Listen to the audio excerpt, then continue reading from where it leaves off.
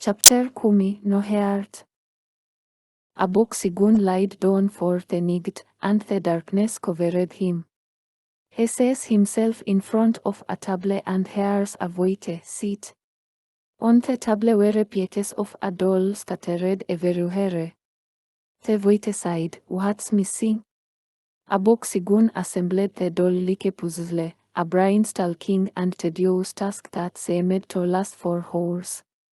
Talking to himself, looking for missing pieces scattered over the table. Respiratory system, digestive, nervous. When he came to the circulatory system, Abooksigun got confused because all the parts were used. The voice came to him. "What's missing?" Abooksigun said to himself, "Where's the heart?" He shouted, "It's the heart. The heart is missing." Abooksigun wakes and stares at the ceiling. Dung looks at Abooksigun. "What's wrong?"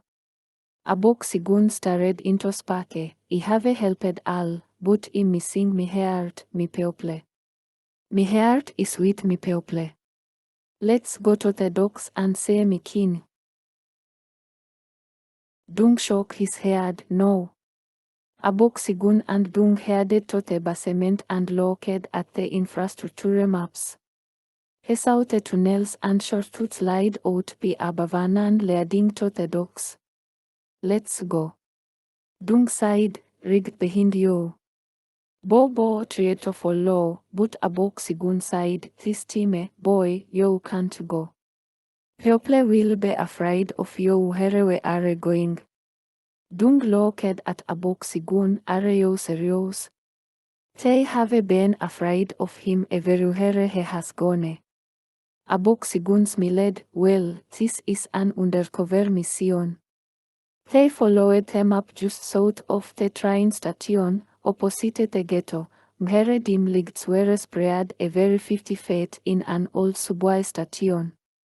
Dung sighed, "This old system needs repairs and a complete inspection." Abooksigun agreed and called the Dirty 30, and they worked on the system all night. Before daybreak, they headed northeast with all his men and to Manorville, New York, labeled the quarters on the map.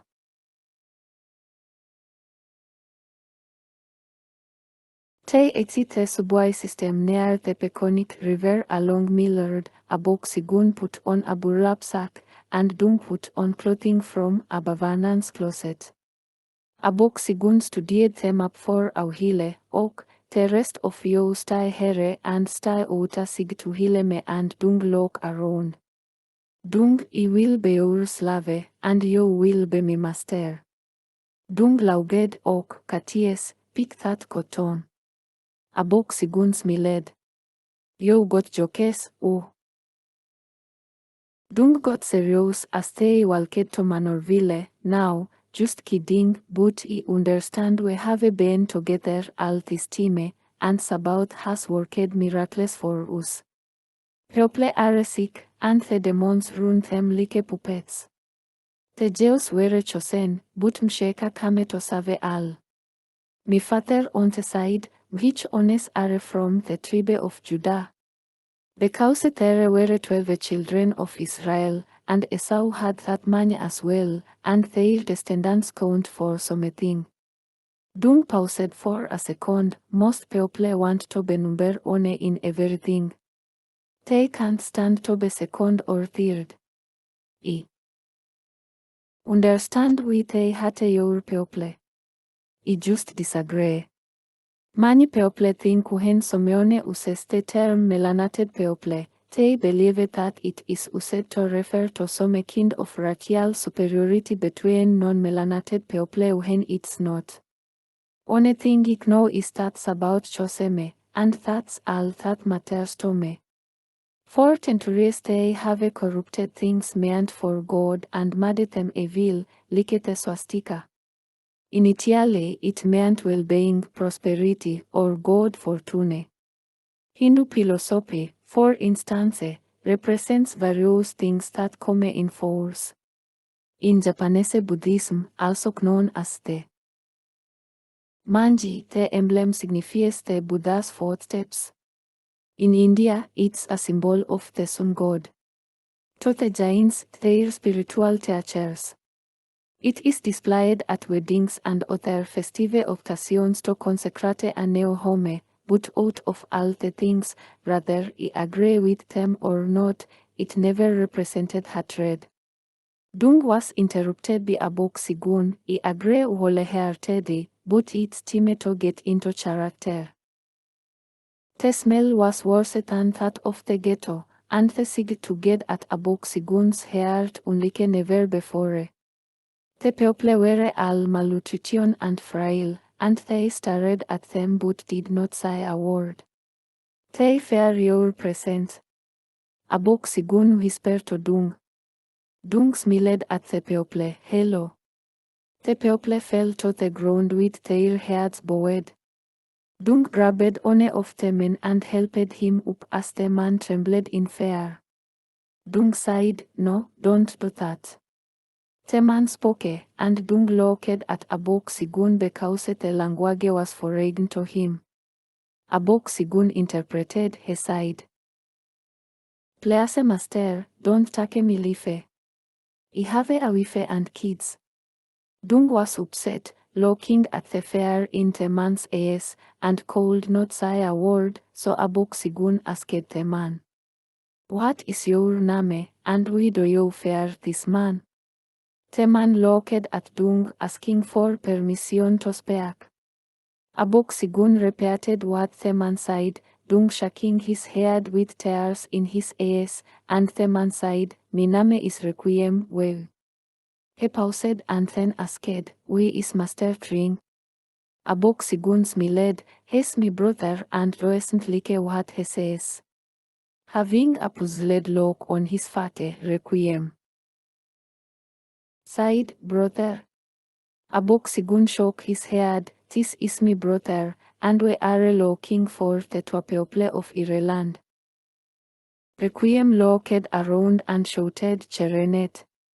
Cherenet had a disgusted look on his face as if saying, "Why are you calling me?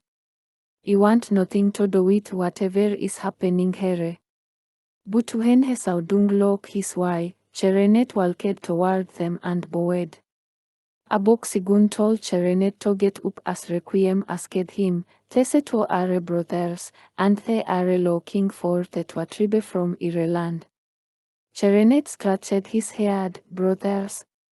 Abooksigun said, "Yes, we are called mestizos where we are from. Computans, Anakatas, and Walkatilians, living as one people. Can you tell me where the people of Ireland are?" He pointed northeast, riverhead, 7 hours away. Cherenet showed less fear than Requiem, and Abooksigun asked, "How long have you been here?" Cherenet hesitated. 6 years. Abooksigun asked, "Why are you not in the ghetto instead of here?" Cherenet paused again. "They say I'm a fool, and the only thing I'm good for is sex." Confused, Abooksigun asks, "If they think you are a fool, why would they have you making babies?" Cherenet, with a sad face, said, "No, I'm the sex toy." Abooksigun conscientiously. He translated to Dung, and Cherenet asked, "How is it you speak our language?"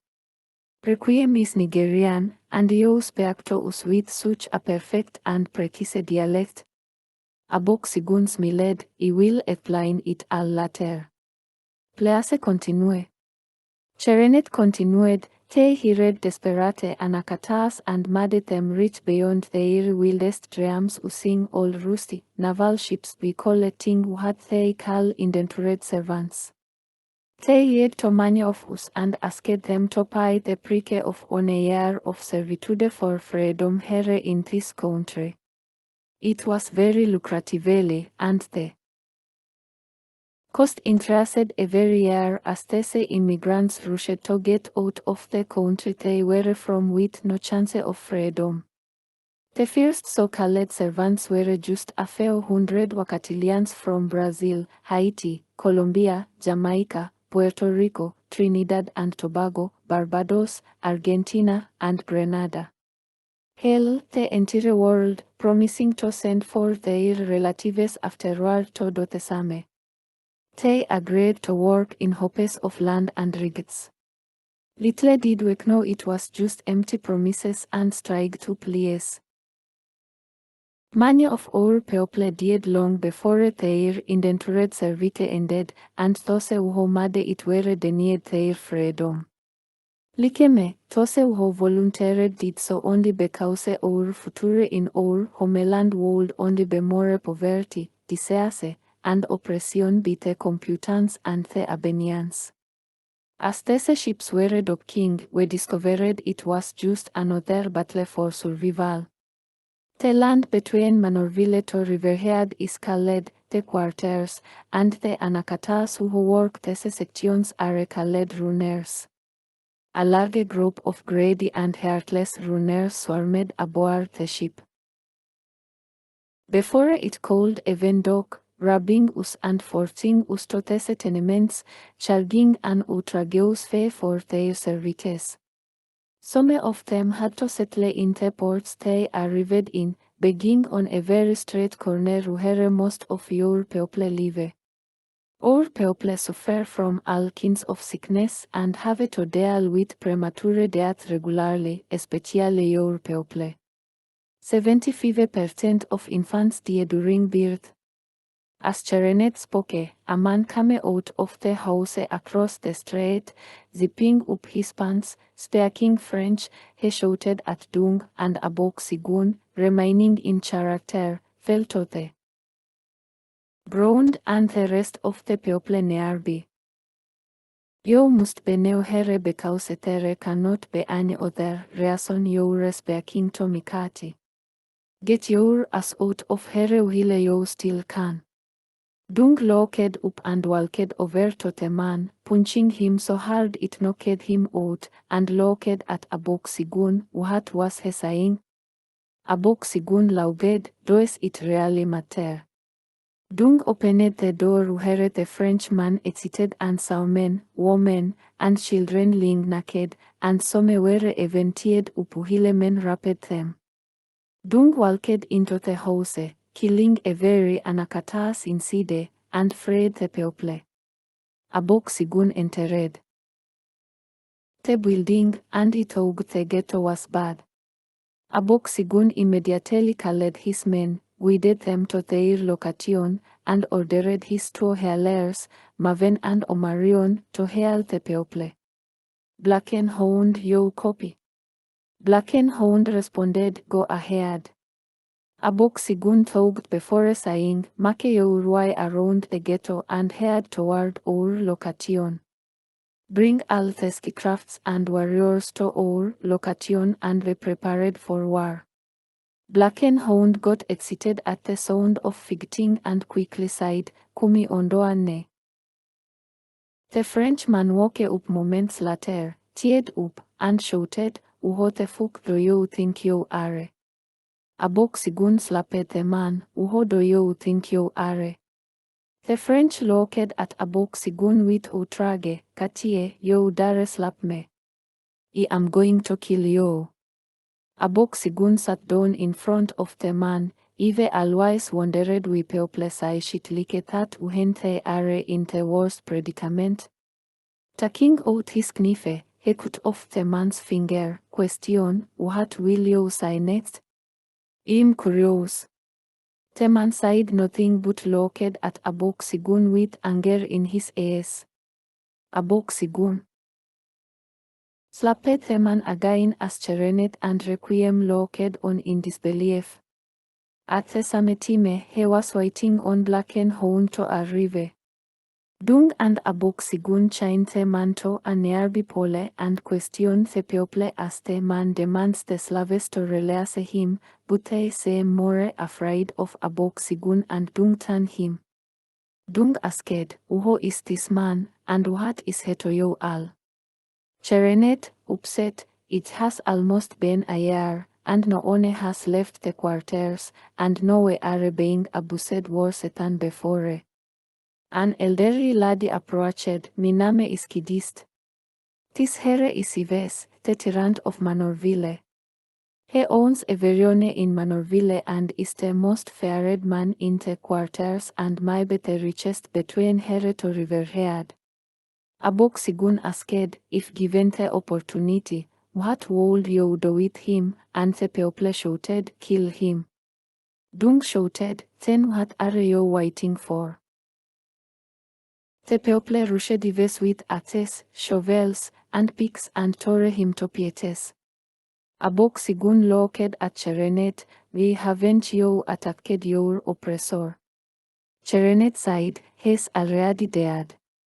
Dung became angry but said calmly, "Kill him or remain a slave for the rest of your life." Cherenet approached dives slowly and stabbed him in the chest and then his groin. He started crying and began to hack his body into pieces with anything he could find before falling to the ground and letting out a loud yell as he thought about the abuses inflicted upon him.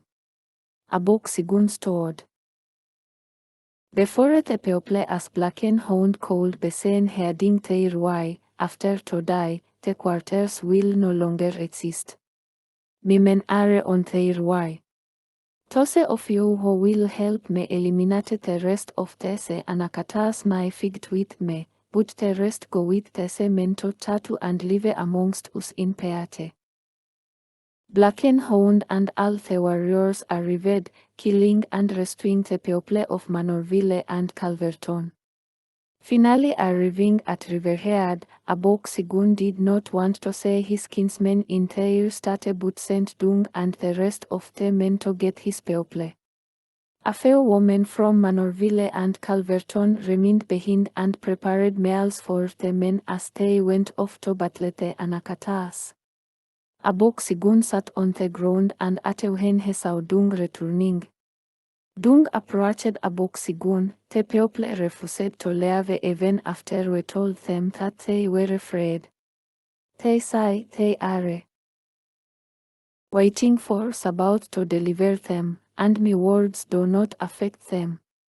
Infuriated, Abooksigun stood up, have the men forcibly take them all to one location, and il be there in a few minutes. The sun rose, and Abooksigun walked in front of the people.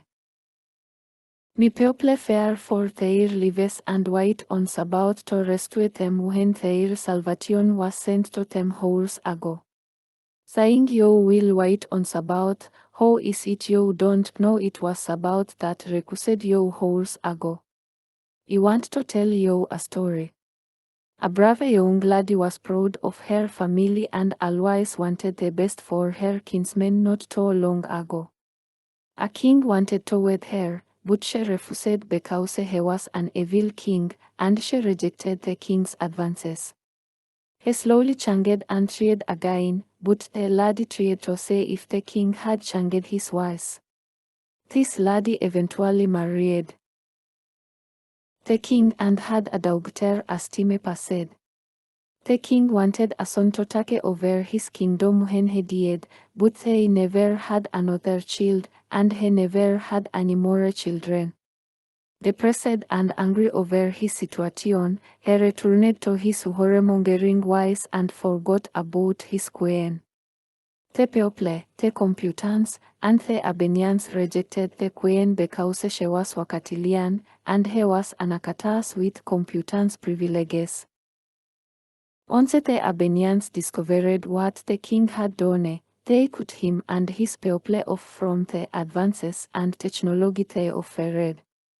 The people became furious at the king and rioted in the city. Before the lady married the king, she was about to marry another man, and once the people and Abenians saw the king's wife, that man and even her greedy uncle betrayed the lady. The people turned against her, and they all treated lies about her, and she was executed. The queen's child was sent to Arizona, but the king and the people were told that the child had been assassinated. Raised in Arizona her entire life, she became a great warrior. Meanuhile, Sabaoth raised a young man from Louisiana and he was given gifts and powers no man on earth has ever possessed and told him to make his way to Arizona. As a lone warrior, he quickly trained others, and Sabaoth granted him and all that followed him and believed in Sabaoth various special gifts just like him. Before he made it to Arizona, he had a powerful army that destroyed the Abenians and everything they touched. That queen was my grandmother, Queen Anaya of Ireland. The people began to murmur amongst themselves as Abooksigun continued. Her child is my mother, also named Anaya, and that warrior is my father, wanyenyekevu. We are computants, anakatas, and walkatilians that live amongst each other in peace and harmony and are called mestizos in Arizona. I was sent here to do the same for you. Chose your eldest and wisest to say a silver coin proving that my grandmother is Queen Anaya of Ireland. And me men, the dirty 30, will prove that Sabaoth has given us great power so we can go home. I'm not fighting for people who are ungrateful and stubborn. 5 elders walked up. The coin is authentic, one of the elders shouted. The people were in awe as the dirty 30 demonstrated their powers. Then Abooksigun quickly sighed, on our white tattoo, you say the bodies of your oppressors and say how Sabaoth has treated your oppressors. No, get yals to born, holier than thou asses on one of those ski crafts, or stay your as here cause were uta here. As they transported the people to Tatu, many warriors scavenged the dead in the 3 tons. Abooksigun and Dung were the last to return home, hesitant and sleepy. Abooksigun took a shower and watched the blood flowing down the drain, and he looked up toward heaven. Lord, I found what I was looking for, the missing piety. I found my heart. Thank you. After 2 weeks separating the believers from the non-believers, issuing weapons and Torahs, they began the holy journey for enlightenment, and Abooksigun taught them martial arts. Silence is important, which is we martial artists, priests, prophets, and most wise men and women in ancient times practiced meditation. Everything has a voice, even silence. To hear, you have to listen beneath the sound. You gotta listen to the trees hiss. You gotta listen to the wind. So, we must fast and meditate us about daily. This is a mixture of African, Asian, and Native American martial art handed down from generation to generation in my family called poing or hands. Later it was renamed poing the dew or hands of God. Using stiles like komjuka, okichitao, tomahawk fighting, falamichi, and chulukwaru, incorporating them with the African art of fighting, work together as one force. We call the 7 grandfathers, Nibwakawin, Zagi Idiwin, Minadenda Muwin, Akode Ewin, Guayakwadiziwin, Dabadendiziwin, and Debuwin, which are wisdom, love, respect, bravery, humility, and truth. Wisdom, to cherish knowledge, is to know wisdom. Wisdom is given by the Creator for the people's God. Love is the ability to know peate as love, and this love must be unconditional. Respect is to honor all creation. Therefore, to respect it all creation, big or small, must be treated with respect. You must give a respect if you wish to be respected. Bravery is to fight the foe with integrity. Honesty in fighting a situation is to be brave. Always be honest in words and actions. Being honest with yourself makes it easy to be honest with others. Humility is knowing yourself as a sacred part of creation. And last, truth. Truth is to know these things. Speak the truth, so you do not deceive yourself or others.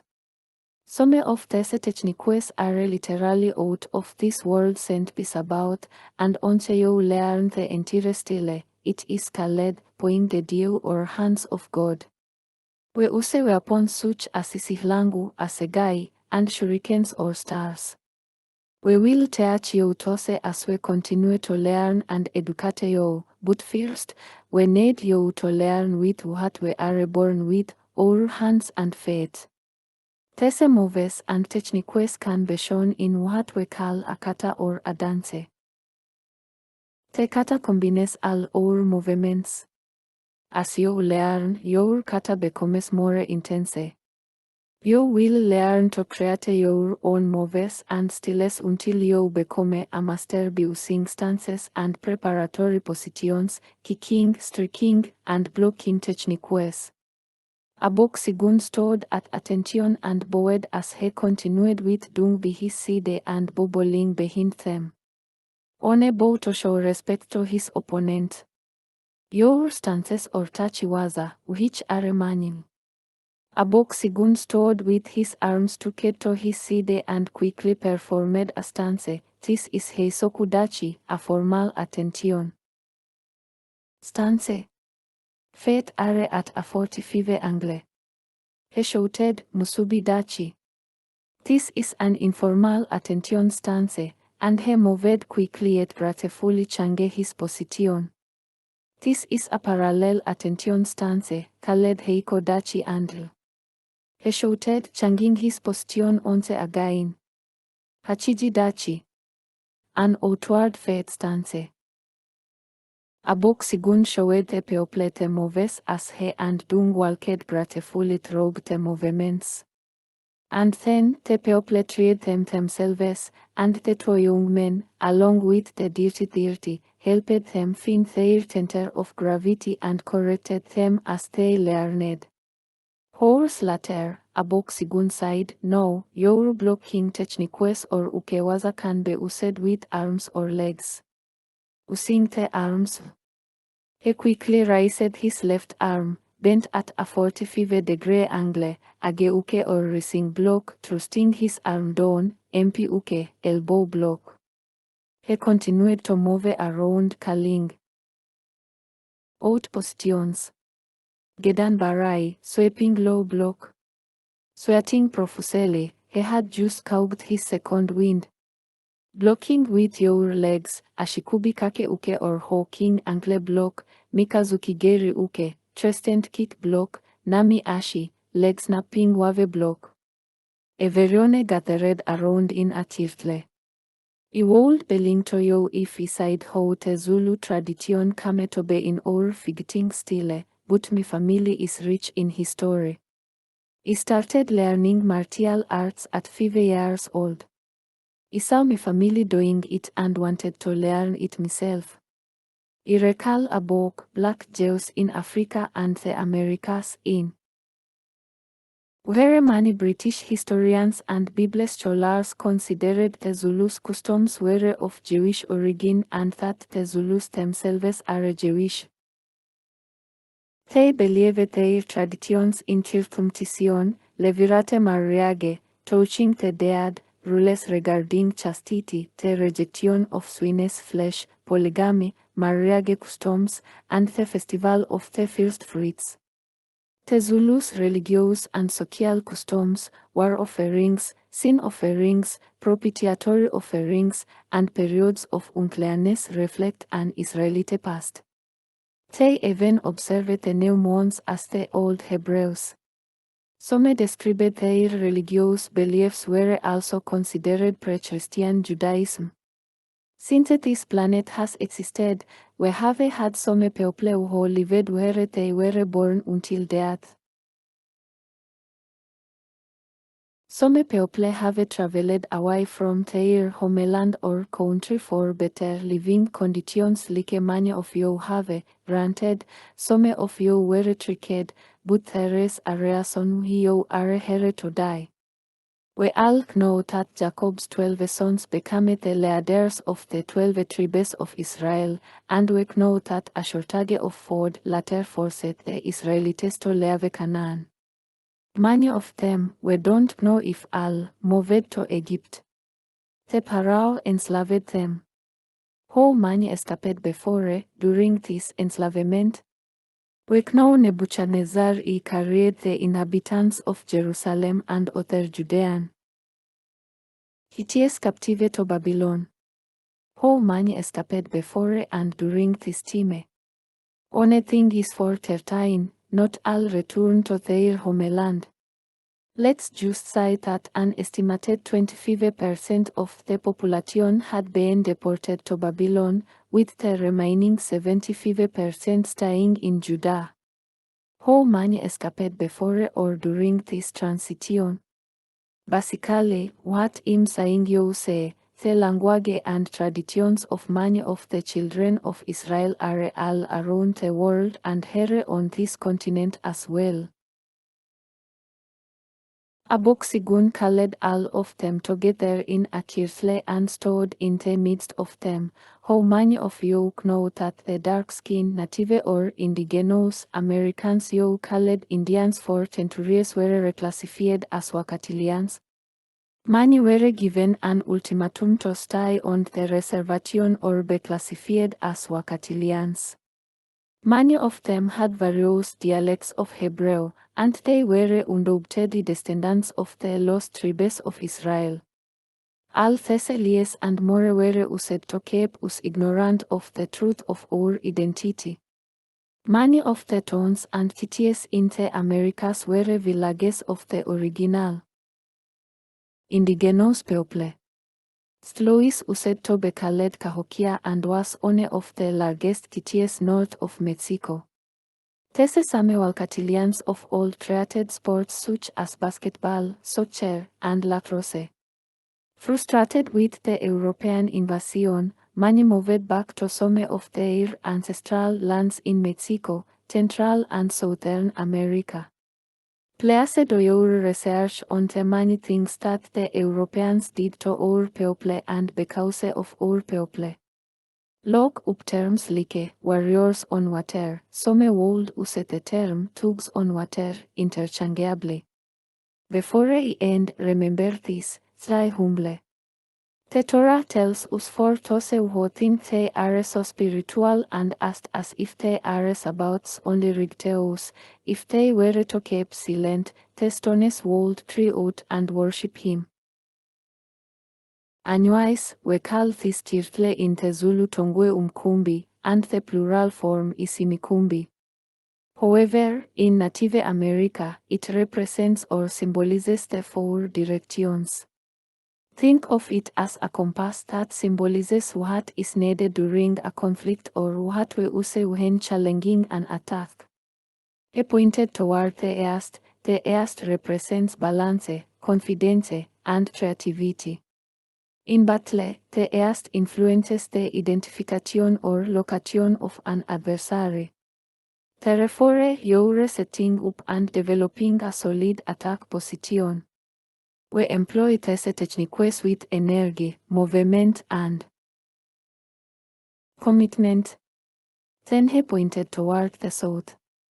The south represents strength, focus, and success. So, in battle, the south influences an opponent's brave, aggressive challenge. Therefore, this technique effectively controls the adversary. Then he pointed toward the north. The north represents courage, energy, and knowledge. In battle, the north influences the control of an opponent with surprise or overwhelming force before finally being taken down.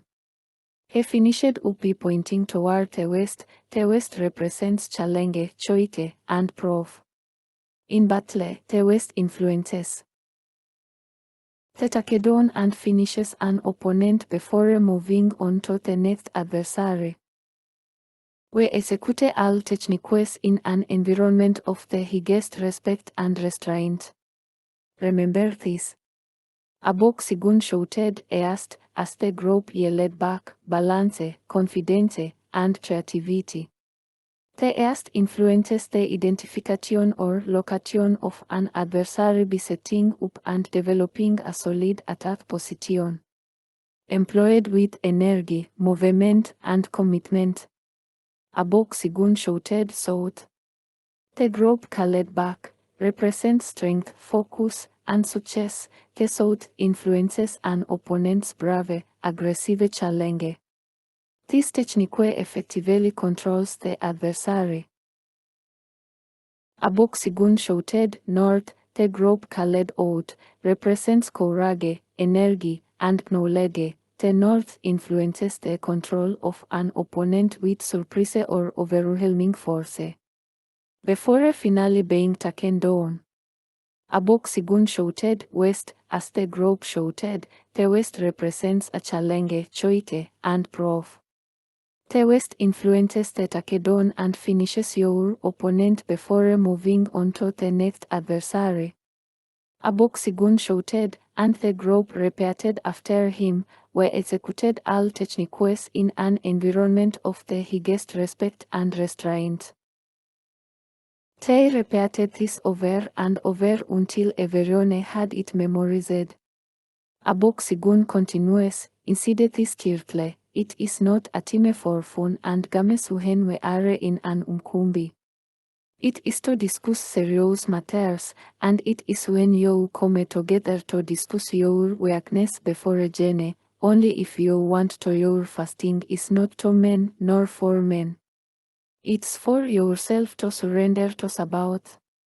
If you discuss a matter, it is for your help or to say if someone else has the same problems, so you can work on it together to defeat it. What we say here is to stay here, never to be discussed with anyone. Not to a wife, a sister, or a brother. Ok, we need talk no to more Zulu words for no. Impi, the plural form is impi. No, impi means battle formation. It is essential to stop everything and prepare for battle when you hear this word, he shouted Iwa. Looking at everyone's faces, the last Zulu word you need to know for no is Iwa. It means war or figged. Horse turned into dice and dice into weeks, and after 6 months, the people could gratefully perform katas that lasted 20 minutes to an hour and were proficient in the art of war, playing the deal.